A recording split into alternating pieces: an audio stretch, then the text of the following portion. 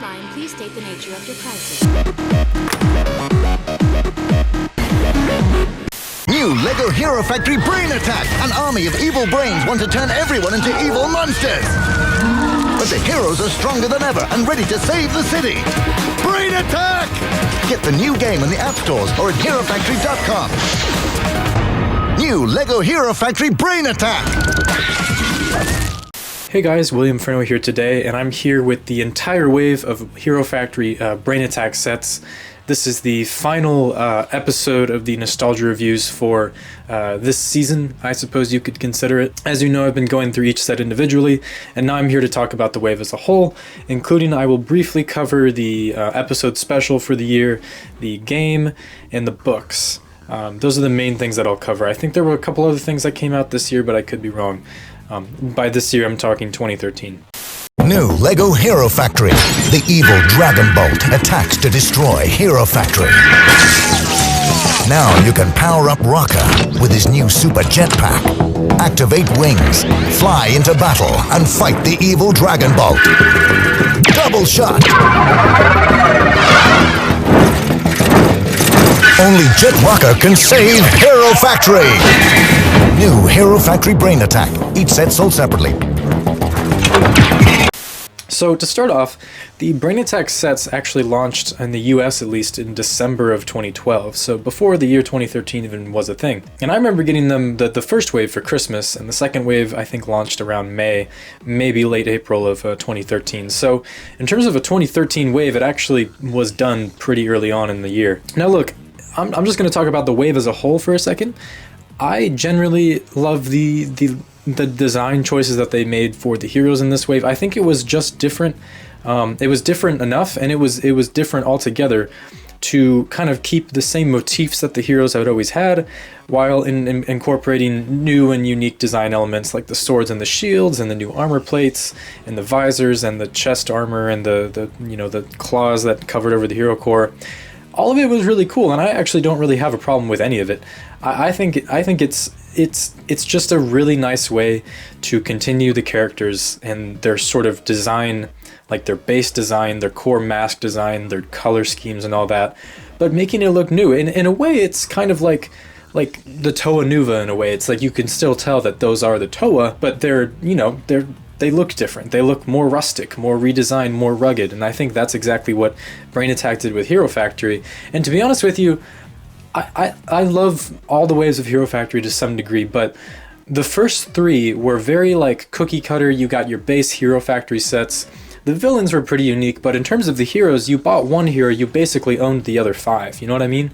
And they tried to mix it up more with the Savage Planet wave, the 3.0 wave, where all the heroes played unique animals, but I don't think Hero Factory really hit its prime until Breakout, and I still think Breakout was the best wave of sets that Hero Factory ever had, because it fully brought all 9 heroes to their fullest potential, I think, set-wise, and it paired them up against 9 pretty solid villains. And again, I've mentioned this before, for that to be a wave of 18 sets and to none of the sets be really bad in my opinion, I love Breakout. And Brain Attack is a solid sequel / follow-up to, I think, this era of Hero Factory. I think the era of Hero Factory where the sets started getting more ambitious were definitely the last 3 waves, which were Breakout, Brain Attack, and Invasion from Below. And Brain Attack is not very far behind Breakout, in my opinion. I don't have a lot of problems with it. I think Raka gets a little too much love. I think one of the heroes should have taken the jet instead. But overall, I mean, the 7 heroes they chose were definitely some of the most vibrant and some of the most fun. And for the most part, I agree with the redesigns. I think Bulk is the only hero I take major issue with when it comes to the redesigns.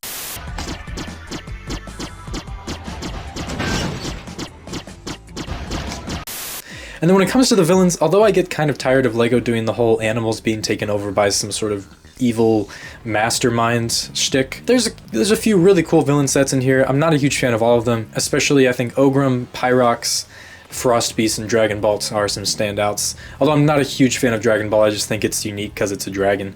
So if I really had to choose my favorite, it'd be Frostbeast. Scarox, is alright for a small set. Akugan is alright as well.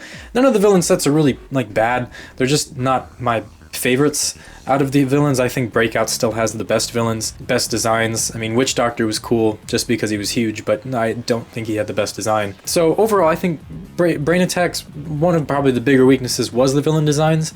But if I had to bring any positive light to that, the brains in general, like the cool pieces, the rubber, the glow-in-the-dark one, Dragon Bolt, they're pretty cool. I liked having and collecting those brains. And that does bring me to one thing that's not pictured here in my little collection of all the Brain Attack sets.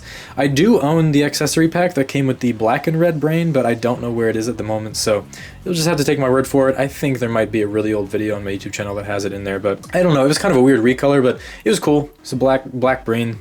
Could probably put it in each and every one of the villains and they would look fine. So let's move on. Let's talk about the TV special for a bit, because there was a story associated with this year's Brain Attack, and the main premise of it was that there was this guy, and he was never named, and we never actually got his character or anything. He kind of looked like Black Phantom, but he's not. He created the brains to take over and destroy the Hero Factory. I mean, it's your basic Hero Factory plot where there's someone who doesn't like the Hero Factory because they're not a hero, and they go and try to take out the Hero Factory, and that's literally, I mean, I get it. It's a Lego theme for kids. It's a pretty bare bones plot. But the TV special itself was animated by Tinseltown Toons, which did everything else before it, including Bionicle, The Mask of Life, the fourth Bionicle movie. They didn't work on the first three, but they did the fourth one.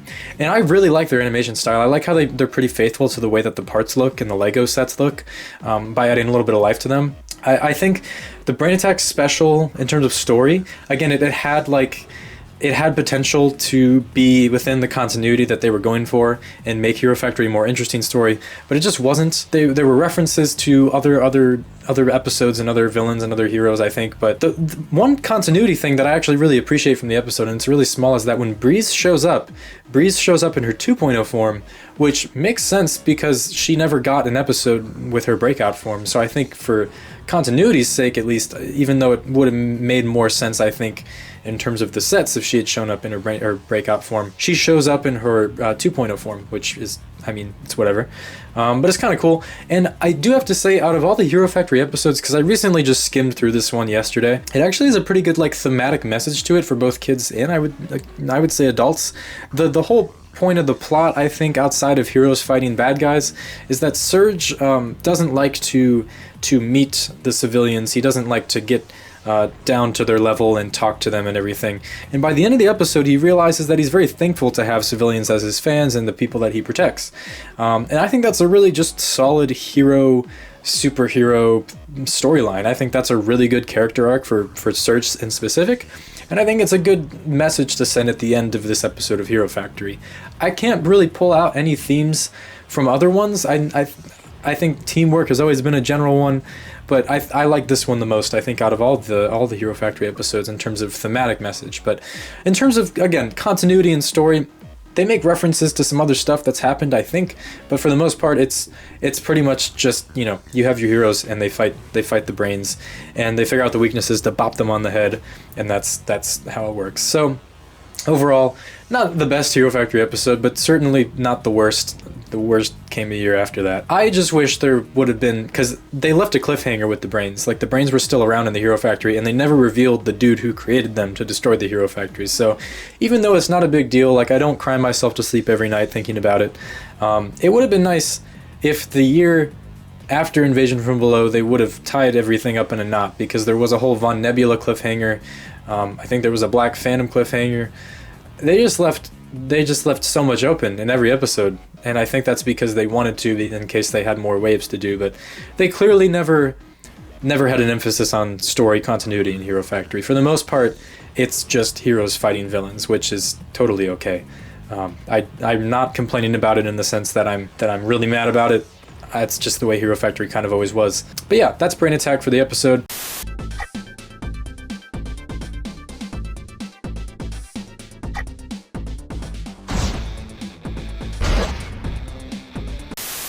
The game was okay. I don't remember much from it. I think I remember it being kind of like a third person. You kind of like moved your hero around and just shot things at the brain creatures and stuff. I don't remember it being very memorable. That's what I'm trying to say. I know there was like a big boss wave at the end where the music changed. For the most part, it was your typical like zombie invasion type game where you're just fighting against hordes and hordes of the brain creatures. So it wasn't anything special.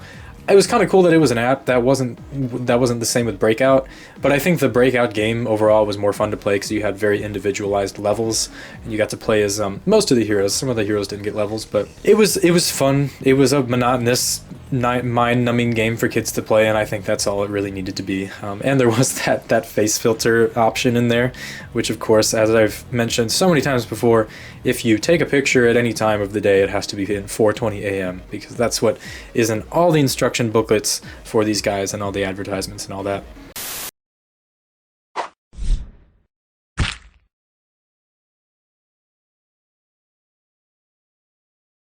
The last thing I'll talk about, and again I don't remember much from it, was the books written by Greg Farstein. I believe there were 3 of them this year. I think there were 2 that were associated with the Breakout wave and 3 that were associated with the Brain Attack wave. I don't quite remember the 3rd and 4th one, but I remember the 5th one.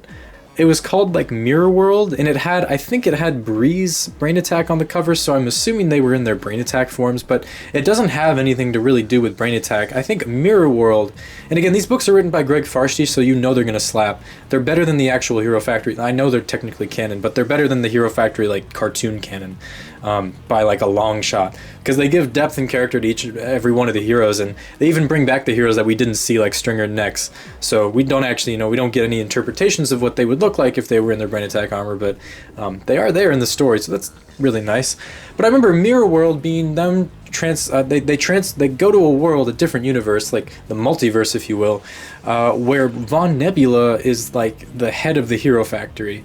And to me, that's what inspired a lot of my work when I was around a few years after those books came out. I think I was around the age where I started getting into making more serious movies and stuff, and even though they aren't very good by today's standards, it did really inspire me to make some of that stuff. So I can't remember much from anything else. I know there was Collision Course, but I cannot for the life of me remember the other one. There might have only been 2 books, but I want to say there were 5 total, and I don't remember there being 3 for the Breakout Wave, so I'm going to say that there's a book in there that I'm missing. I believe that there's a book in there with Furno XL on the cover, and the bulk one was Collision Course, which I think was just, I think there was like a ship heading towards the planet the Hero Factory was on, and they had to stop it. But that's the funny thing about the books. They advertise it as if they're associated with the Brain Attack wave, but I don't actually know if Brain Attack was like a plot that they explored, that Greg Farstein explored in those books. So I forget a lot from it. All I remember is that they were like banger as a kid. So I would recommend reading them if you're a newer fan of Hero Factory and you're watching this, or you haven't read them before and you're trying to get some inspiration for a series that you want to do. I would really highly recommend it.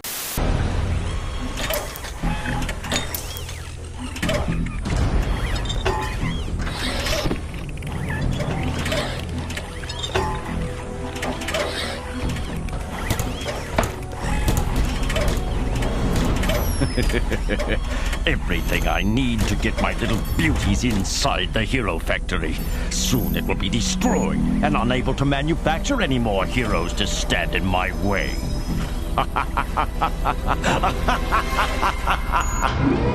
Overall, that's all I have to talk about today. These are all the sets. Those are the books and the TV special and the game, and I think that's mostly what happened that year. There wasn't much else in terms of Hero Factory stuff. Thank you guys for watching this season of Hero Factory Nostalgia Reviews. I will be back. I don't know when. I can't give you a date. I usually don't, because I don't know when. But Invasion from Below will be covered on this channel. It's a very interesting wave, so I would say it might be the most interesting nostalgia reviews yet. Again, thank you guys for following me this time during these reviews. It's been a whole lot of fun to talk about these sets again. It's been like, I can't stress enough how much I enjoy this more than I enjoy the short form type of reviews I was doing before this. So thank you guys for voting and letting me know that you wanted this back. I'm hoping you guys enjoy these as much as I enjoyed making them. So I will see you guys, not sure when. When this comes out, I might have already talked about some ideas, some plans for the future of this channel. But at the moment, as I'm recording this on January 5th, 2022, I don't have anything to say to you right now. This has been the Hero Factory Nostalgia Reviews. Thanks for watching. I'll see you guys later. Just another day at the Hero Factory. Heroes make a mess, and we have to clean it up. Hopefully the damage down here isn't as bad as upstairs. Huh? Ooh. Huh? Uh-oh. Looks like we're gonna need an exterminator.